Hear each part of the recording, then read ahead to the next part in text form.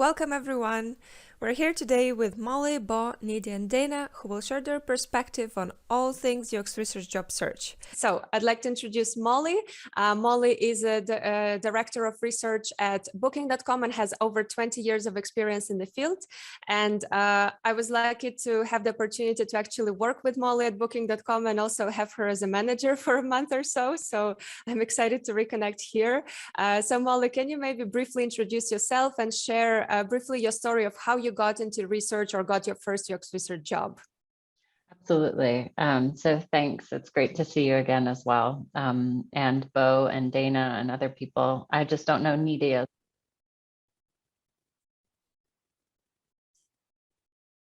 Well, I can't hear Molly anymore. Can you? Oh, yes, we lost you, Molly, unfortunately. Not sure if Molly. I think she's disconnecting her headphones. Okay. Okay, can you hear me now? Yes, great, okay. Perfect. My headphones decided to mute themselves, which I don't know why. Jobs happen. That's all I have to say. Yeah, it's great to see some friendly faces and meet some new folks as well. I got involved in user experience in general around 2000 when I started my master's program. And when I exited, I was actually a designer and a researcher for about 5 years. And I got my first full-time job as a researcher almost exactly 15 years ago. And so I made that transition from design into then research at that time. And I can talk about that a little bit more as we go on. I don't want to dominate. So shall I pass it on to back to you, Anna? Yes, great. Thank you so much, Molly, for this brief introduction. It's nice to see one of the paths to get to UX research is through design. I'm sure it's a common path that people take. But to talk about some other paths, I want to introduce also Bo. And Bo is currently a senior researcher at Miro. And before this, Bo also worked at Booking.com. And I also know Bo personally. We worked together and we also had a kind of a similar path of how we got into UX research. So we're having a little reunion here. But Bo, can you please briefly introduce yourself and your story of how you got your first UX research job? Yeah, thanks, Anna. As for how I became a UX researcher, it's a bit awkward to admit it. The initial motivation for me to become a UX researcher was about the food and also the fabulous view in the canteen of a really nice tech company. So that was about like 10 years ago. Back then I was a student major in psychology and I had a friend working in that tech company. So it's a very cool company. So I went to his office a couple of times to visit him and was very amazed by their lunch in the canteen and also the view of the skyline. And they have a shelf from the Hilton Hotel. And I learned that actually in these tech firms, like my knowledge in psychology and human-computer interaction can make a great impact on product development, not just about the features, but also on a strategic level. So I see this actually a great opportunity for me to bring, the positive changes to this world in that way. So after that, I decided to become a UX researcher and I started to proactively look for internships or research assistant opportunities. So after several internships experience and in tech companies and also a research assistant experience in a research institute, I started my first research job in the industry. Until now, and I haven't regret about it so far. Wow, thank you so much for sharing, Bo. I love the example with the lunch in the canteen. I'm sure this can be a decision-making factor of whether to join a company or not. It can be very enticing. So now I want to move on to Nidhi. And Nidhi is a senior UX researcher with experience at Adidas, FedEx, and currently IKEA. And also Nidhi is someone who is often behind the scenes of UXinsight conferences. She was also the host of our UXinsight Festival this year. So I'm happy to have you now here as a speaker. So Nidhi, would you mind introducing yourself briefly and sharing your story of how you got into research? Yeah, thanks, Anna. So hey guys, I'm Nidhi. As Anna said, I've worked at Adidas and FedEx before being here at IKEA, and even before that, I was at Ernst & Young in the United States.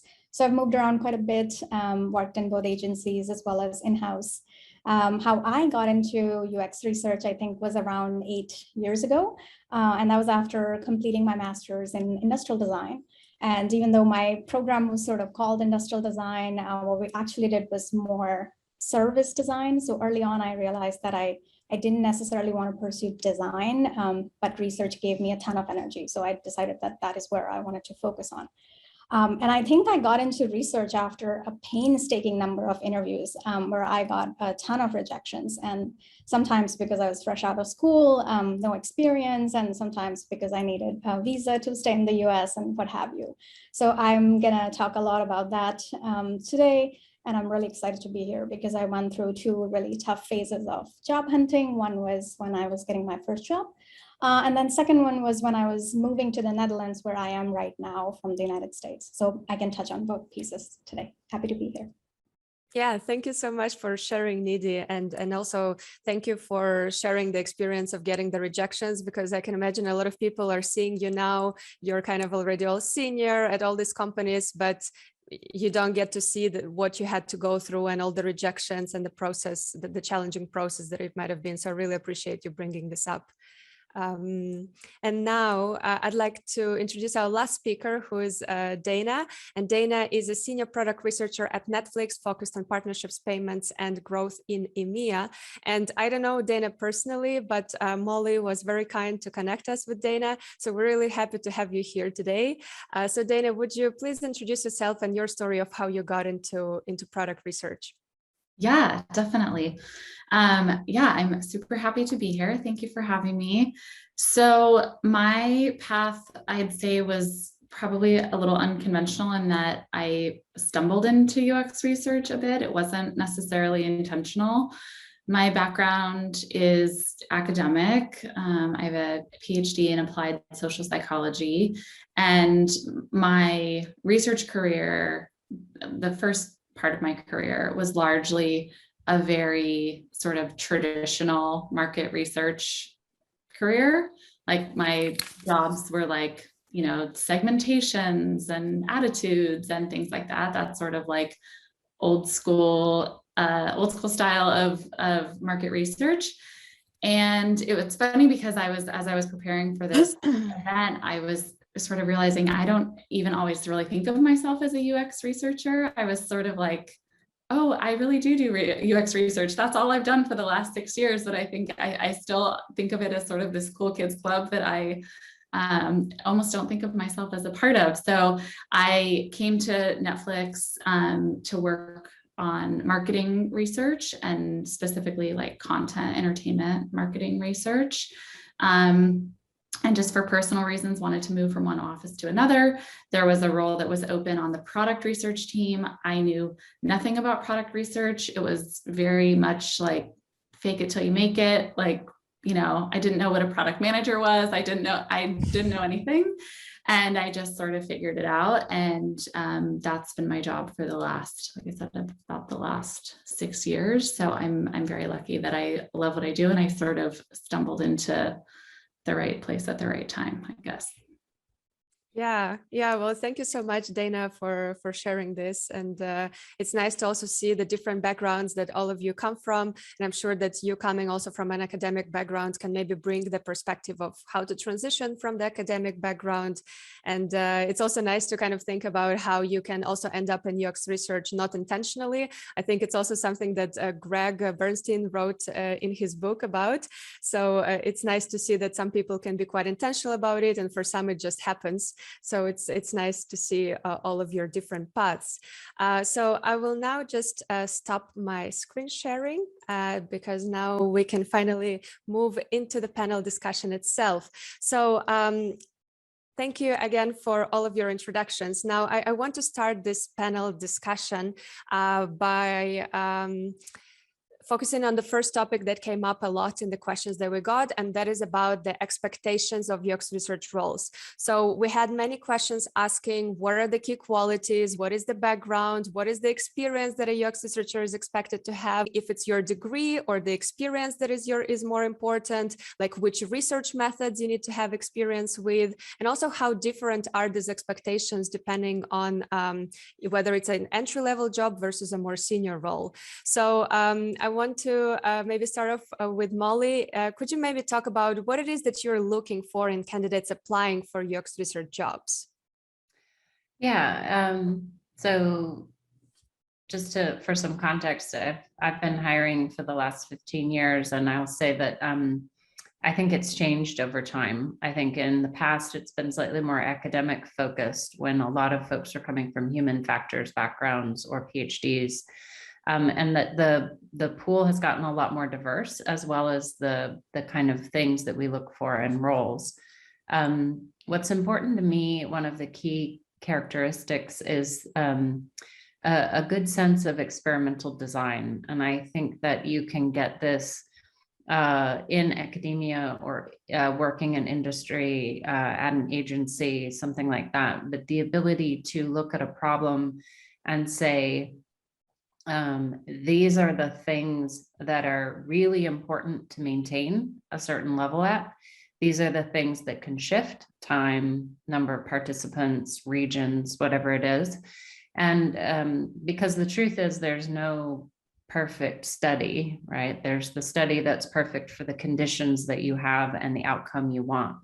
So one of the most important things that I look for is a sense of experimental design and the ability to make some of those trade-off decisions.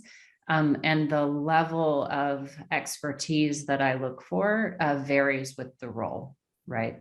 So with a junior person, you're not going to expect them to be expert in this by any means. But if it's a more senior person, hopefully they're able to kind of weigh those trade-offs very quickly. So that's the main thing I would start with. Yeah, thank you so much, Molly, for sharing. So I love there is no perfect study. I think that's something to keep in mind, that you always have to adapt to the different circumstances that are there in your company.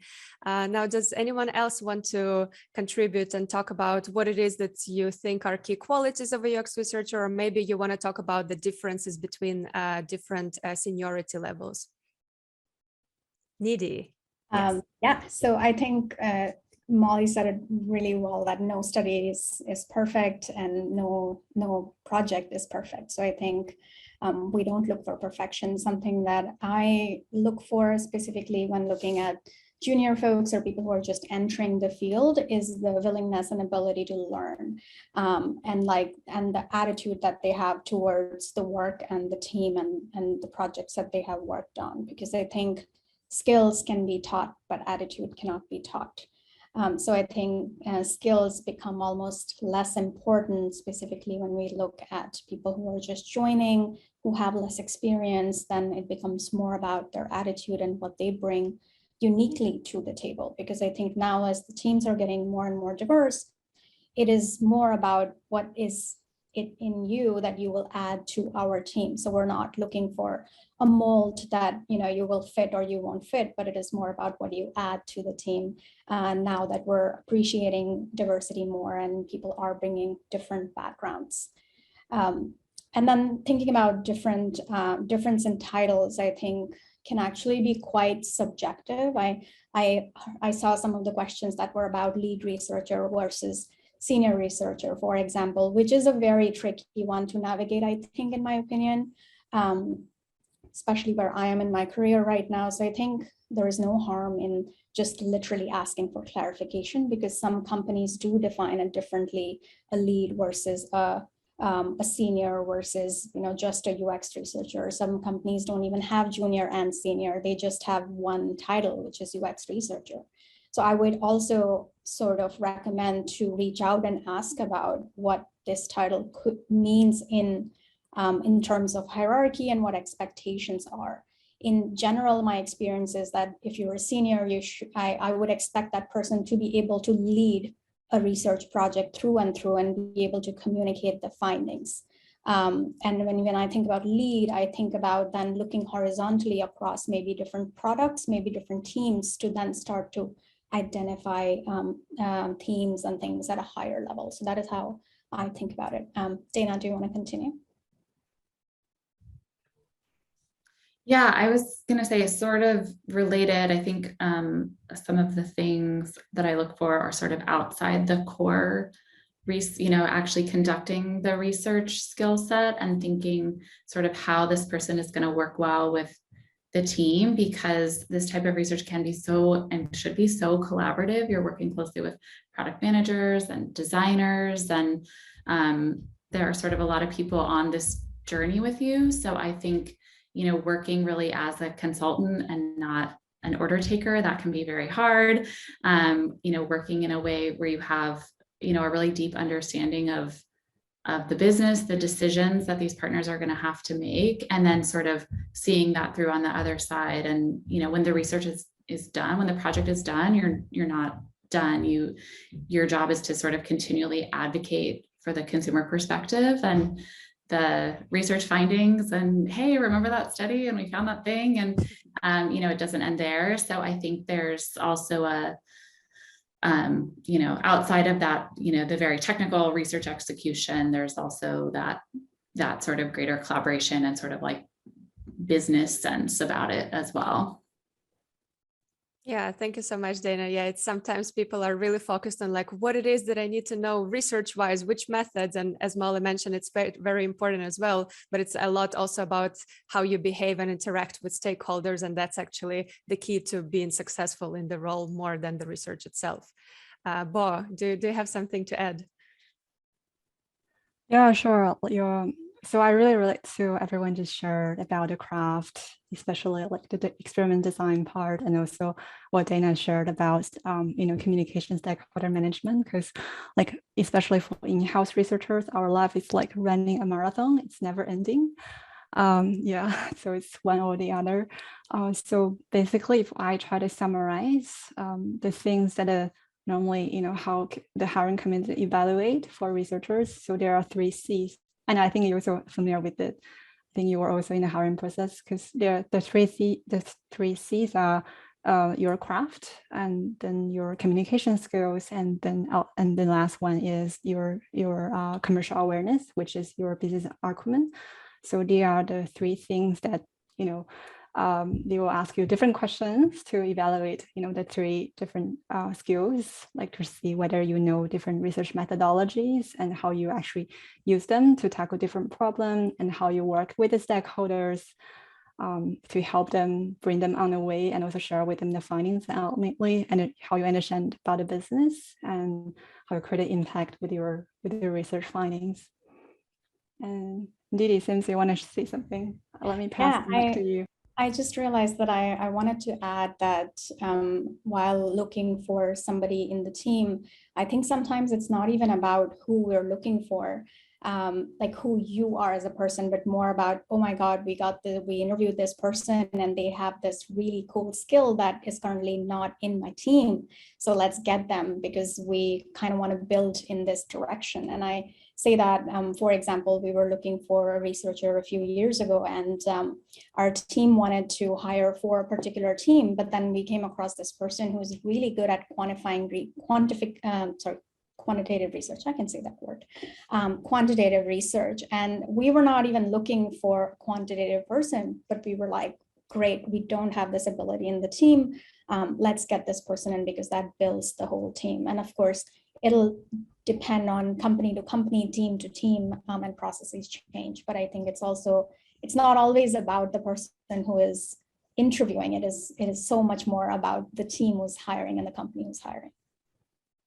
Yeah, thank you so much, Nidhi, and thank you all for sharing your perspective. I'm sure understanding like what are the key qualities that companies look for in researchers can help also people to know what to maybe highlight on their CV or in their interviewing. So if I was to summarize a couple of points, we talked about the ability to design research study, but also to adapt and then know when and what you can adapt. We talked about willingness to learn and this kind of attitude, entrepreneurial spirit, especially for more entry-level positions.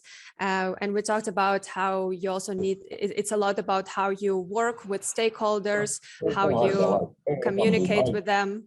Oh, sorry for that. If you could please mute yourself. How we communicate with them, and Yeah, basically, how can you show that you're a collaborative and a team player? And obviously, as also Nidhi mentioned, the titles change based on company to company. So what can be a media researcher in one company can be a senior in another. So you really also need to pay attention to the job title and try to understand from the interviewing process, like what are their expectations of the role and the title that the company has put out. So I'd like to move on to the next kind of theme that came up a lot in the questions, and the theme is entering the field. So I'd like to focus specifically on the people who are trying to enter the field and get their first UX research job, because we received quite a lot of questions about this. And I also know from my mentorship sessions with those trying to enter the field that nowadays it is quite hard to find a job, as most roles are senior, as we also saw in our community announcements, and there don't seem to be that many entry-level positions. And also you might be fresh out of university, you might not have any past UX research experience, or maybe you have experience in a different field, but it's still not UX research. So we had questions asking, like, is it enough to just have education, for example, in psychology, to be hired, or that's not you need something more than that, or do you need to get another degree or follow a course or a boot camp? And also people were wondering, how can they find these entry-level opportunities and be attractive to employers as someone who is trying to get their first UX research job. So Bo, if we can start with you, can you please maybe what it is that you would advise specifically to those trying to enter the field in terms of how they can increase their chances of getting hired and also get their foot in the door? Yeah, thanks, Anna. Well, everyone who wrote this question, I'm so related to you, because that's exactly the challenge that I experienced when I was looking for my first UX research job, when I was still a student. Because it was such a chicken and egg problem. Because if you want to find a job, you need to have at least 2 years of work experience. But to get that experience, you also need to find a job. So yeah, the dilemma is which one comes first, like a job or a work experience. So yeah, so I would say if you're still a student, so one way that really helps to accelerate it is to get get a relevant experience can be from your school project or from your internships. Like I remember when I was a master's student in human technology interaction, we had many research projects that use both qualitative and quantitative research methods, such as interviews, contextual inquiry, experiment design, which Molly mentioned, also data analysis. So these are also the skills that UX researchers should have, and it's quite similar to what you are going to do in the company. So if you have these projects in your portfolio, they can definitely say something about your research skills and help you to find at least a research internship opportunity. And speaking of internship, that's also another advice that I want to, share with everyone for breaking into the field. Just try to get as many as you can while you're a student, because internship also count as work experience. So on the one hand, you can experience how it looks like to work as a UX researcher in the company, in the industry, and get work experience. On the other hand, in these internship programs, actually that's the advice you share with me, Anna. When I was looking for these opportunities. So most likely in the internship, you will have a mentor that assigned to you, and they are usually the most experienced ones in the research team. So yeah, you can learn so much from this person and also from other research colleagues in the team. Like in my case, my mentors, they were like absolutely the best ones in the research community. So I learned really so much from them and accelerated my career growth. Also, if you do well, it's very likely that you get a return offer at the end of the internship, and then you just get a job later. Yeah. Yeah, it definitely helps to join a company with some sort of existing UX research practice so that you can have a mentor and your growth can really be accelerated. And I also want to add also from personal experience that also internships might not be out there, but you can also consider kind of like open applications. So like writing to companies who maybe have UX research jobs out there and asking if they would be interested in internship opportunities, because if they're looking for UX researchers, this means that they need somebody doing research, and maybe they wouldn't mind having an intern, even if they didn't think about it. So I'm going to pass it on to Molly. I see you raise your hand. Yeah, so when I graduated with my master's in 2002, it was the first .com bust in the States, and it was basically impossible to get a job in user experience. And what I ended up doing was starting to do a lot of contract work. So I would call web design companies or places and say, I can help you with this kind of project. I would meet with them, and I picked up little bits of work, which gave me a lot of experience, and ultimately ended up getting a job at a usability agency as the design and accessibility person. And so I often advise people, at the time, I didn't know I wanted to do research full-time, but the experience of doing all of those things in an agency experience was hugely helpful to my ability then to transition fully into research. And to Dana's point, I actually sometimes look for candidates who have agency experience, because the shifts you have to make if you're usability testing a gambling site one week, and then you're going to visit used car dealers the next week, and then you're testing accessibility for people with low vision. I mean, you just, like, every week is a different project, and you have to shift and pivot and change how you're operating. And so I think finding a place where you can get really diverse experience, and really, even if it's volunteering, if it's, you know, working at an agency, it can be super helpful. So yeah, thank you so much, Molly, for sharing. Does anyone else want to contribute about and have any tips for those entering the field? Yes, Nidhi. I mean, I want to start by saying that I think everyone here acknowledges how hard it is to break into the field, and it's getting increasingly harder with the demand for researchers. Like, you would think that the demand will grow, so it'll become easier to get into the field, but it's getting harder because now people are looking more for senior researchers who can just come and hit the ground running. But sometimes it's, I think it's also about how you phrase your work in CVs and portfolios, and I'm already sort of hinting towards what's coming next. So sorry, Anna, but you know, you may not be doing user experience research and how a researcher would describe their work, but you might be bringing insights through some other areas. You might be working with user experience researchers. So I saw one of the questions was around someone wanting to transition from customer optimization to research. So that's very, very tangential. So, and I think you could think about then, how do you phrase your work? And then how do you highlight the impact on the user? With the work that you're already doing, which may not be traditionally considered as UX research. So then it's almost about, what am I doing that is very similar to what a researcher would be doing in terms of value? And then framing that as part of your CVs and portfolios to make sure that you're communicating that I may not be a researcher yet, but here I have all of these skills and I can be a researcher. And I would also think that people who are specifically coming maybe from academic backgrounds and things like that, it is beneficial to understand different mechanics of UX design through the lens of research. So one thing that I highly recommend for junior researchers to look into things like heuristic analysis, because it's something that they can do on their own. Like, you can pick a website and do heuristic analysis of that website. You don't necessarily need to go through a lot of people or anything, but it's a great tool for learning because it allows you to understand the best practices when it comes to design.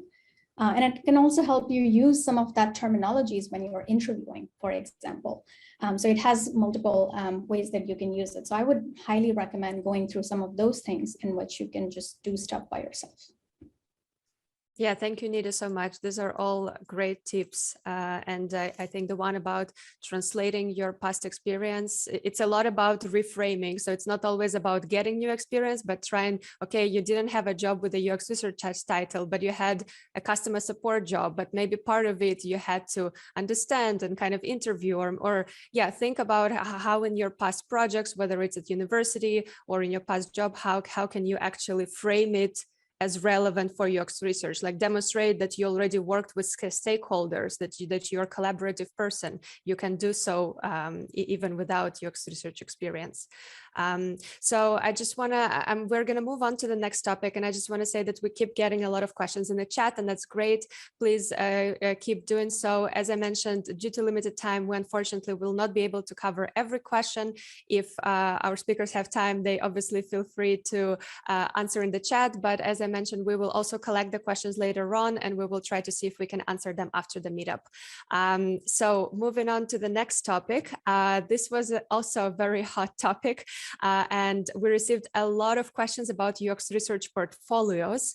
So some people were wondering if a portfolio is actually needed for UX researchers, or if a CV is more valuable for the application process. Others were asking how to make their portfolio stand out, and also what to include in it. Like, should they include their past non-UX research experience? Should they include the software or tools they have experience with?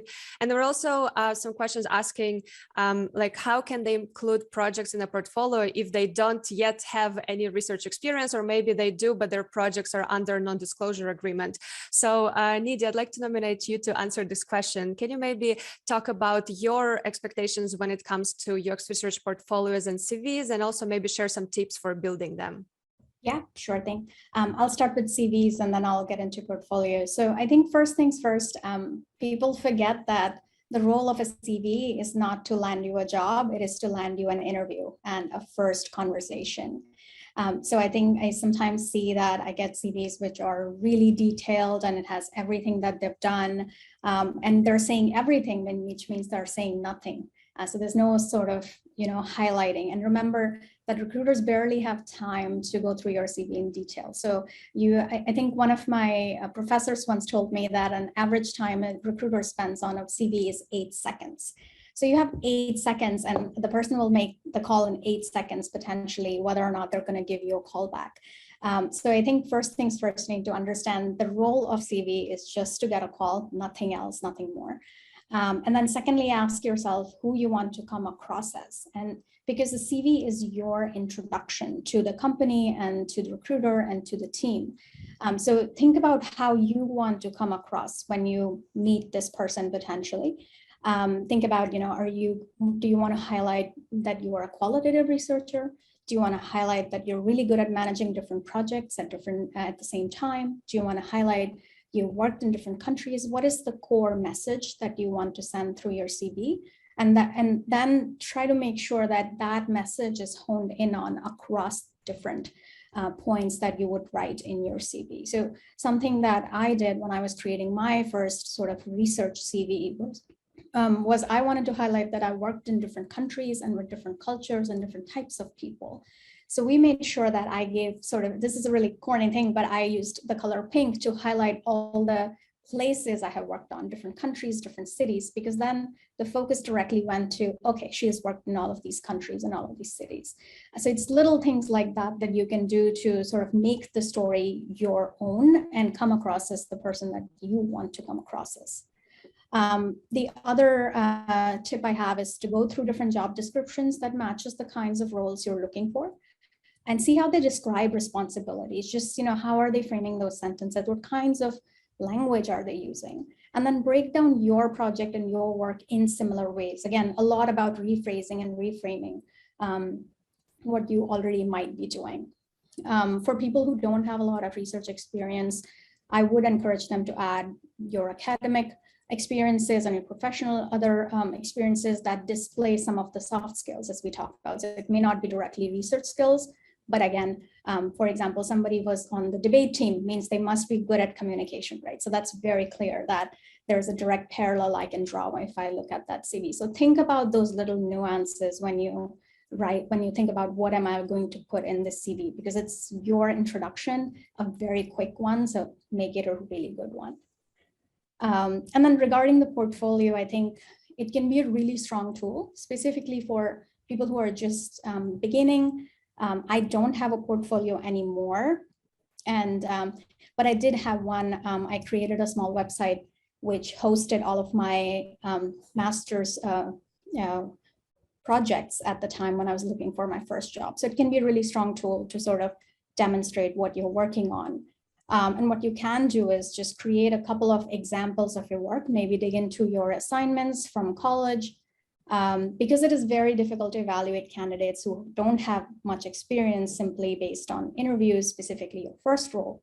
It's good to see a presentation maybe of one project where you clearly describe what were you trying to do, why were you doing it, and how did you do it? What was your role in it, and what was the outcome? So it can literally just be 5 slides on a PowerPoint that talks about the problem statement, your methodology, and what was the outcome. You can take your research paper that you wrote in college and convert that into a presentation, short, clear, digestible form of information. And that's also very helpful. I've talked for a long time, so I'm going to give the floor to Dana now. Thank you, Nidhi. Yeah, I would just extra emphasize, I love all the stuff you said about sort of a short, pithy, to the point CV that really highlights the key points you want to highlight. And what's so important about that is that's one of the key skills required to be an impactful researcher as well, to really take like all of these data points, which are your all the things you've done on your resume, think of them as data points, and distill it into this really clear message that you want to get across. So I think you're really demonstrating that skill as well. I know when I will see a CV and it's like pages long and every single detail, that sort of says to me that maybe this person isn't great at synthesizing and getting right to the point and, having really clear, strong takeaways. So I think just sort of, totally agree. That's a place that is really important. Yes, on Molly nodding a lot. Is there something you want to say? No, I completely agree. And I think that goes for the portfolio as well. I think I once had someone send me a 65-page PDF of a portfolio, and it's just too much, right? And it really did not demonstrate the things that Dana was talking about that are super important in the work we do. Kind of an additional thing I would say, for the CV piece, it's really important for me to not just see what you did, but what the impact was. I see a lot of resumes that say, did 5 studies. Well, that's great, but like, what were there changes? What happened? What was the impact of the work that you did? And I think focusing on that's a lot more interesting.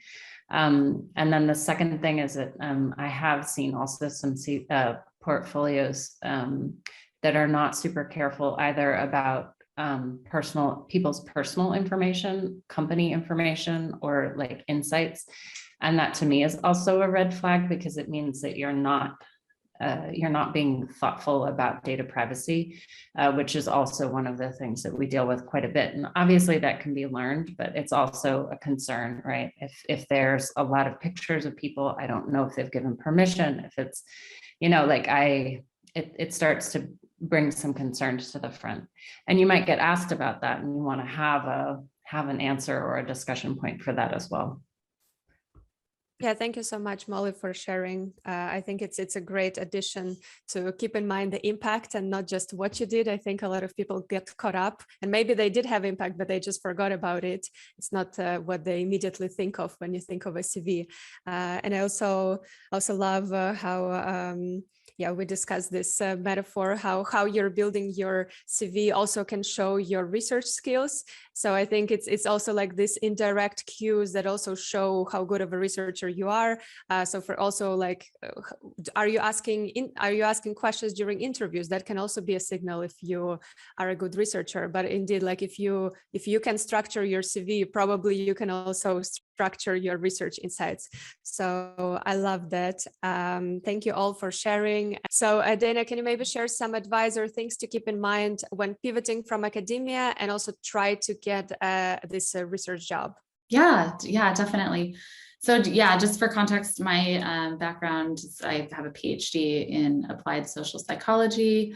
My first job, like I mentioned earlier, my first jobs were sort of more traditional market research. I worked at Disneyland in the market research department, and then I worked at a research agency. 100% second what Molly was saying about that is like the best place to get the broadest, best like research education. That is my advice to everyone all the time. Just anyone starting out in the field is to go work at a research supplier, research agency, because you just like the type of experience that you get is just phenomenal, and you can take it anywhere and you make lots of different connections. I'll back up a bit and say, in my experience, I was very fortunate, and it was probably not coincidental, that in my first few roles, I was hired by people who also had PhDs. And so this question of like, should you downplay your PhD or your academic background, whatever it might be, reminded me of when I was first looking for a job. I actually had a recruiter tell me to take my PhD off my resume, because she said, they're not going to know what to do with you. You don't really have any experience, but you have this PhD and they're not going to know where you fit. And it was devastating. Like, I could have cried. I probably did. It was like, you know, your years of this PhD work, and they're like, take it off your resume because they're not going to know what to do with you.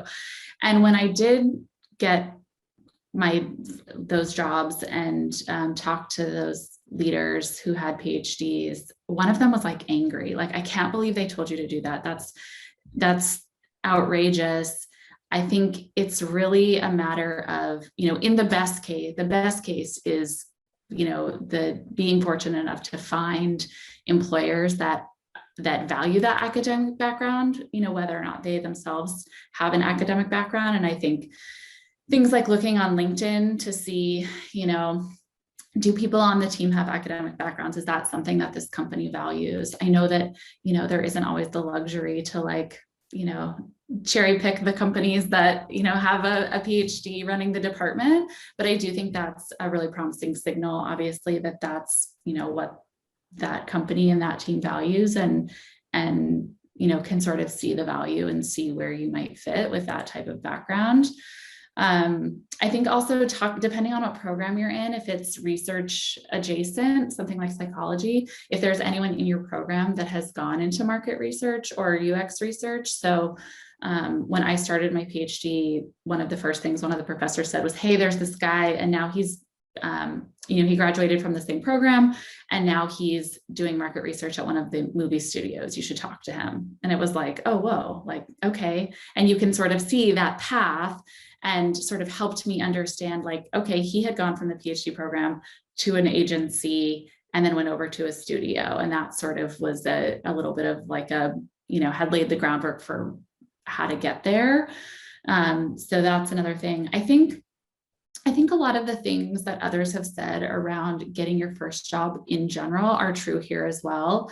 Like, show and tell what you can do and how your skills will apply to this job. I had a boss who used to say, you have to connect the dots for them.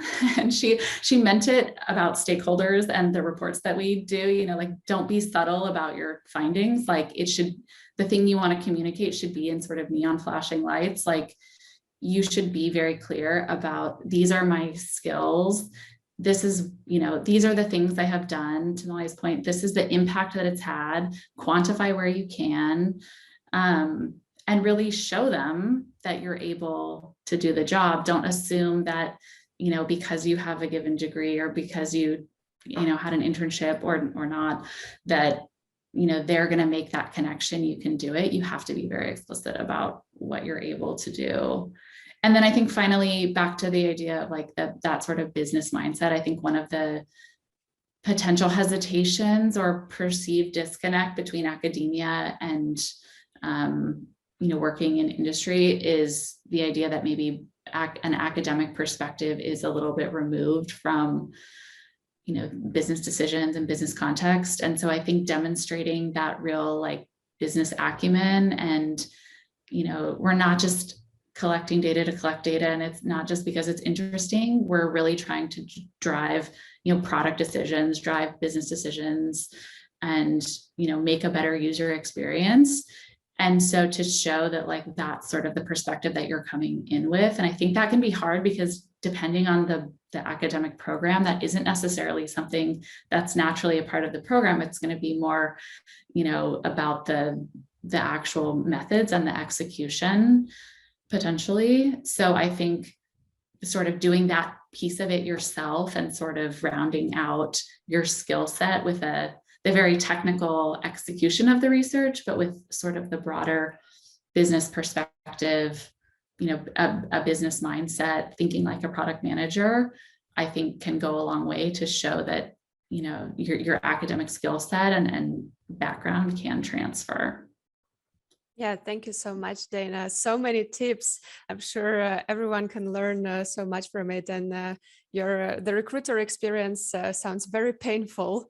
It sounds quite unprofessional to me. But I'm glad you overcame that. And I love your tip about the business perspective, because I can imagine there can also be a misconception that if you come from academia, then you actually lack that business perspective.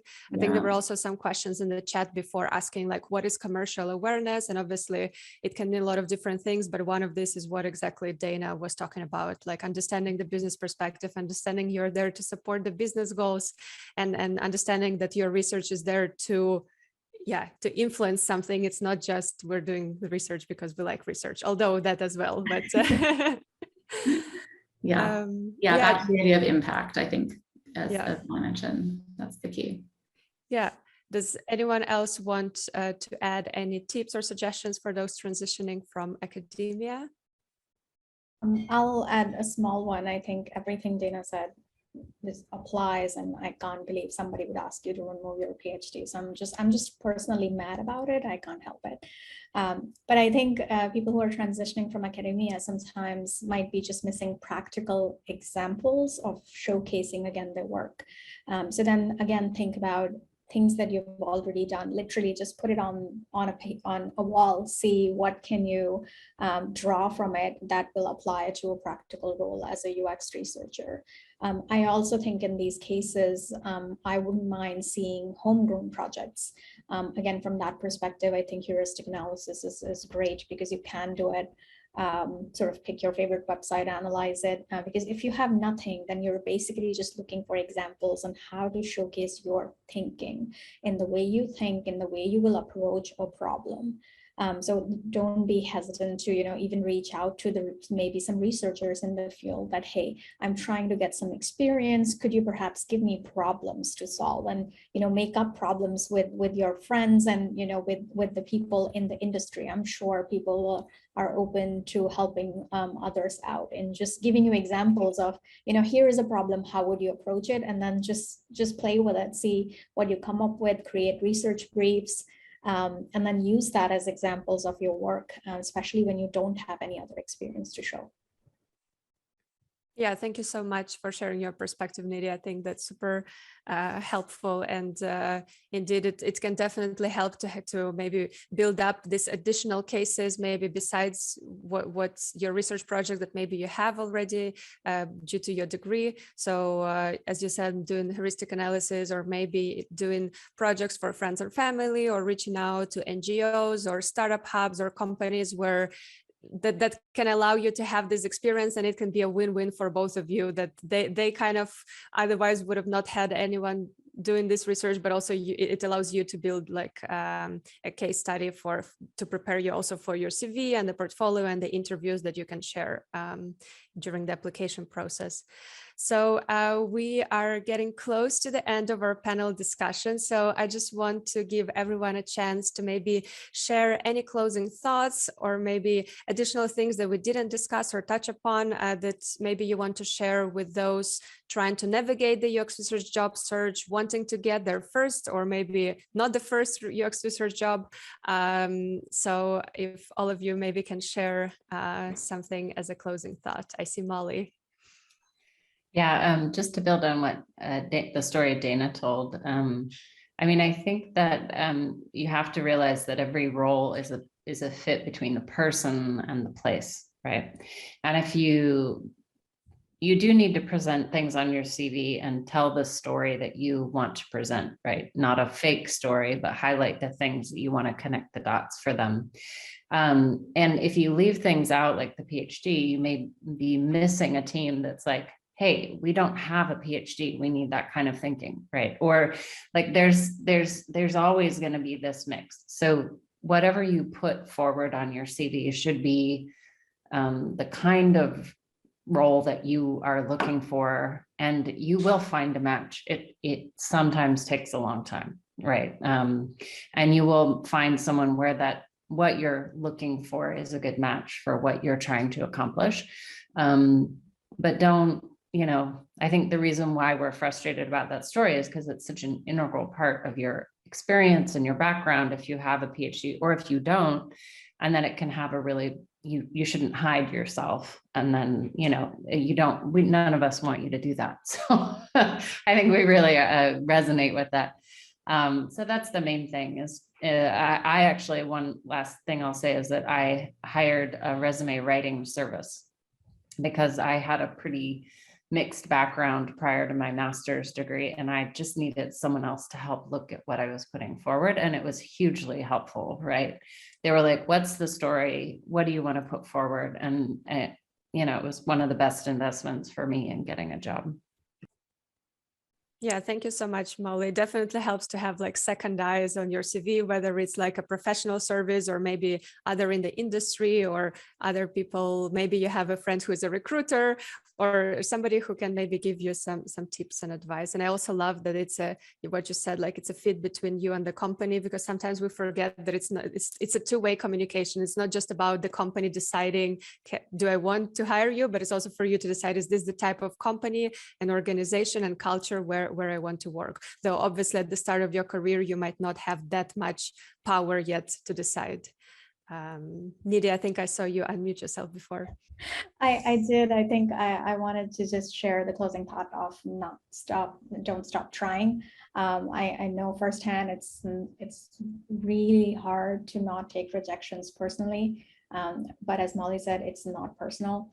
It is always about it's most likely not even about you. It is about who that specific quality that the team and the company is looking for. So try to not take rejections personally would be my number one advice. As I navigated and then got my first job, I think one thing that helped me was, it's a strange one, but I kept documentation of every question that was asked from me, from different HR people versus product people versus different people that interviewed me with different companies. I started writing down the questions that were being asked, and then I started preparing for them when I was maybe got a rejection from one and I'm applying for the other, and that really helped me because I was not a researcher, I didn't talk like a researcher. And that was hard because in the interview, it's all about that, that 30 minutes that you have with a person. And it's hard when you're struggling to find words on how to describe that one thing that you did. So it helped me to write down answers to the questions that I were getting over and over again. Maybe something silly like, tell me the last time you had a disagreement at the workplace and how you resolved it. So something as simple as that, but it helped me to write that down because it helped me clear my thoughts as I was going into interviews. So maybe that's something that will help. Yeah, I definitely do that as well. I write down the questions the companies ask, also out of curiosity to remember what it was, but also to help indeed prepare for future interviews. And I also like that you can, what you said about that you can actually prepare for it. My father always used to say that the best improvisation is prepared improvisation. So you can improvise on the spot, but you can already think about what people can ask you and what more or less your answers would be, so that because people react differently on the spot, under stress, so it's not always you might not always be in the mood to like think exactly on the spot and think about all the projects and situations that people are asking you to provide. One question that will always come up is, why do you want to work here? So just letting everybody know that already. Always prepare a good answer to why you want to work at the company that you're applying at, whether it's interest in the industry, the product, or personal connection, anything really, but don't struggle with that question because I think that's important. People want to work with passionate people, so make sure that comes across. Thank you, Nidhi. Does Dana or Bo, do you have any closing thoughts? If not, that's also okay. Yeah, I would love to actually also share advice actually I learned from a friend and also a former colleague. I know at the beginning of our, at the beginning of our career, we are like desperate, to get as much experience as possible. But later, when you reach to a stage that you can have a choice and you can decide like which type of company you want to work for, and I think it's really crucial for us user researchers to consider two things. So yeah, so the first one is like the business model of the company. Another one is the type of industry that you will be worked for. So so it's actually because as a UX researcher, we are going to have like hours and hours of conversation about these topics with our users. So if a research topic does not click with you, you're not interested, it does not excite you at all, soon you will feel very bored and exhausted and miserable and start to question the meaning of your life. So think about, whether you are generally interested in this topic and you want to know more about it, and then you can decide whether this is the right place for you. Another thing to think about is the business model of that company. So for example, like how does this company make revenues and how does UX research play a role there? For example, like does UX research user experience directly impact how the company make money, make revenues, or it's just something, let's say, nice to have or delighter, like a cherry on the top. So because as UX practitioners, we definitely want to work in a place where we are making crucial impact on a strategic level instead of just being quote unquote the voice of the customer. Thank you for sharing, Bo. I think it's indeed very important to think about the company and the circumstances that you would be working with, and can you see yourself actually doing research on the topic? Can you empathize with the people that you would be doing research with? Does it align with your values, like indeed like how the company makes money or their business model? Does it align with who you are as a person and which kind of environment you want to work with in? So thank you for sharing. So Dana, I think that's do they have any closing thoughts? Yeah, sure. Okay. Yeah, I would just reiterate the, stick with it. And also don't be afraid to ask for feedback. If you feel like you haven't been as successful in interviewing as or you're, not getting interviews, I would say, don't be afraid to ask for feedback from recruiters or after an interview, if you don't get the job, because I think that can provide a lot of insight as well about how to maybe pivot or reframe in terms of, what those companies might be looking for. Yeah, great tip, Dana. Thank you so much for sharing, and thank you all for your time. Thank you for answering these lots of questions. I'm sure our audience has learned a lot from you, and I personally did as well. And I invite to give our panelists a virtual round of applause. So feel free to unmute yourself or to add emoji, whatever you feel like doing. We really appreciate your time, and it's been super, super insightful. Thank you so much.